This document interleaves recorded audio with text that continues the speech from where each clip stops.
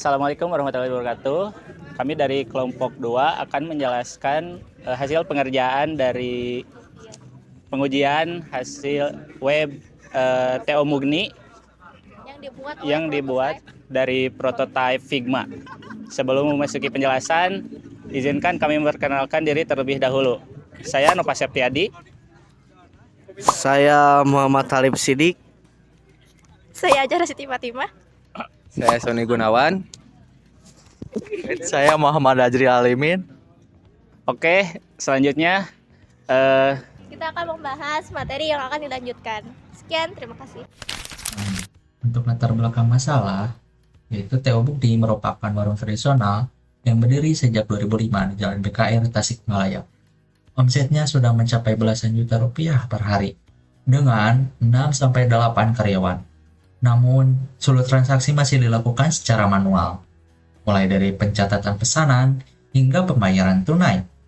Pesanan yang masuk melalui WhatsApp atau telepon juga sering terlambat direspon saat kondisi warung ramai.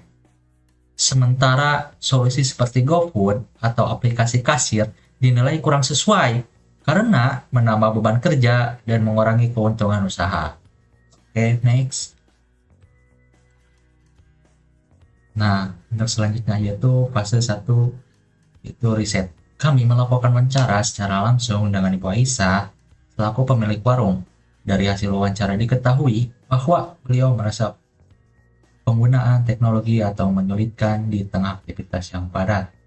Beliau juga khawatir perubahan sistem pelayanan justru membuat pelanggan lama tidak nyaman.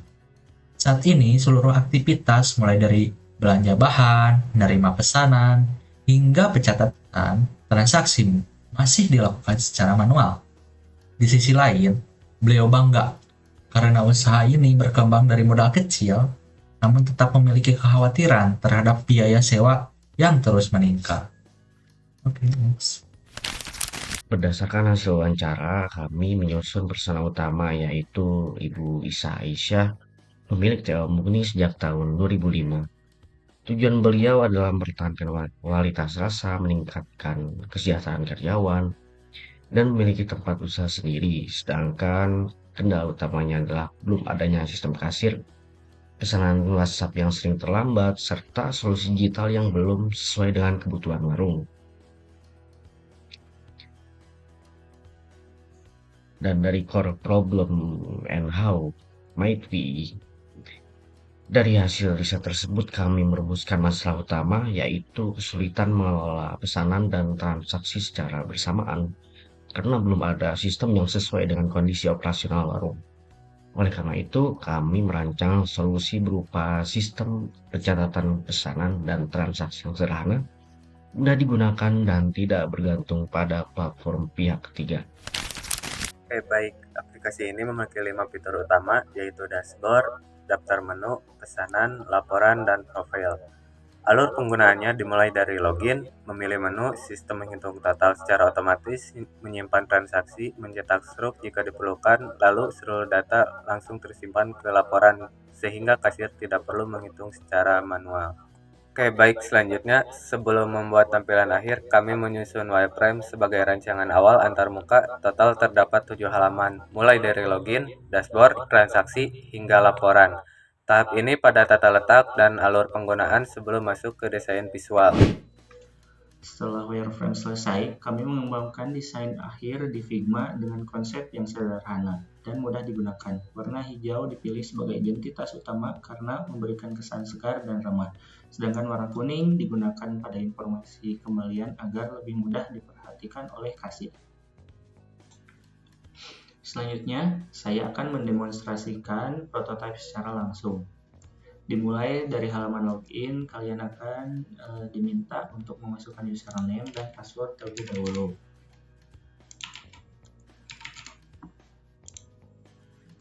Nah, kemudian masuk ke dashboard yang menampilkan ringkasan transaksi harian. Pada menu transaksi, kasir akan dapat memilih menu dan dapat mengatur pesanan, jumlah pesanan. Untuk total bayar dapat dihitung secara otomatis. Setelah memilih metode pembayaran dan memasukkan nominal uang, sistem akan menampilkan jumlah kembalian. Transaksi kemudian disimpan dan dapat dicetak sebagai struk. Cut.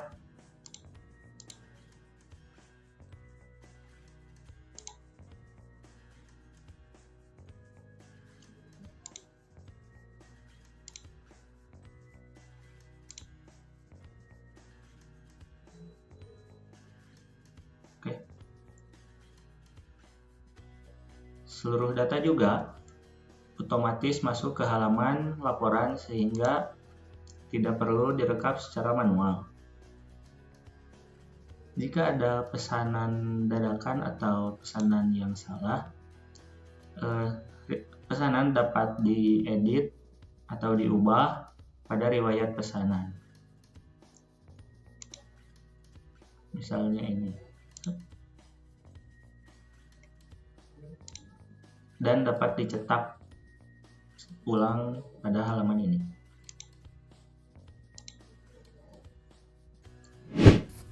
Pada slide hasil usability testing ini, setelah prototipe selesai, kami melakukan pengujian menggunakan dua metode. Pertama, heuristic evaluation oleh kelompok 1, 3, 4, dan 5 yang menghasilkan 8 temuan usability dengan rata-rata severity sebesar 2,6. Temuan utama berada pada halaman laporan, yaitu ketidaksesuaian data antara transaksi dan grafik penghasilan. Kedua, kami melakukan sistem usability scale kepada 20 responden dan memperoleh skor rata-rata 75,4. Nilai ini berada pada kategori good dan berada di atas rata-rata hasil global sebesar 68. Berdasarkan hasil evaluasi, kami merencanakan beberapa perbaikan, yaitu menyinkronkan data pada halaman laporan, menambahkan filter tanggal dan fitur ekspor PDF dan CSE, perbaikan icon produk yang kurang sesuai, serta menambahkan loading indikator dan validasi pada halaman login agar pengalaman pengguna menjadi lebih baik. Jadi kesimpulannya, TO MOOC di pos ini berhasil menjawab kebutuhan inti Bu Isa, yaitu pencatatan pesanan dan transaksi yang sederhana, bisa dioperasikan satu tangan, dan enggak mengganggu alur pelayanan langsung ke pelanggan. Skor usability-nya juga sudah tergolong baik di atas rata-rata global, meskipun masih ada ruang untuk naik ke grade yang lebih baik lewat perbaikan-perbaikan yang tadi kami tersebutkan. Sekian presentasi dari kelompok saya. Mohon maaf bila ada kekurangan.